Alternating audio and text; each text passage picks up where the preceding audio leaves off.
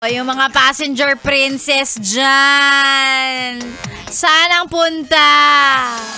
Sarap naman. Ang sarap naman ng mga makakapag-avail ng holiday ngayong araw na ito. Just in case hindi ka updated, hindi ko alam kung saang bato ka nagtatago. Ngayon po ay June 12. Wednesday at araw po ng kalayaan, kaya po ngayong araw ay holiday para sa ating lahat. Baka magtatanong, ano ha? Araw ng kalayaan? Oo, B, wala ba kayong history nung nag-aaral ka? Absent ka ba nung tinuro yon? Ayan, ngayong araw ay sineselebrate natin ang araw ng kalayaan. Uy! Sana, no? Sana tayo din na nagsiselebrate ng araw ng kalayaan ngayon, bukod sa kalayaan na matagal na tayong nakalaya, of course, dun sa mga minsang nanakop sa atin. Hello sa mga yes friend natin, ang mga taga Spain. O, diba?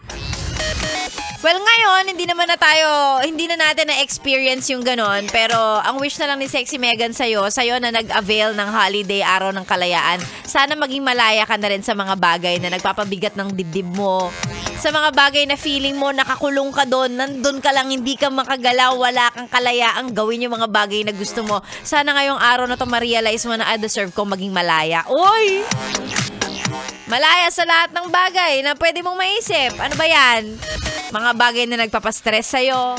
Relasyon na hindi ka naman masaya kasi hindi mo na siya mahal. Uy! May ugot. Yan. Araw ng kalayaan. Pero kidding aside, ayan, pagdating sa history, ayan, June 12 ngayon, araw ng kalayaan. Happy Independence Day sa ating mga Pilipino. Uy! Happy Independence Day, tapos ikaw, ni makatawid ng kalsada mag-isa, hindi mo gawa. Charot. Sa anong independence doon? Charot!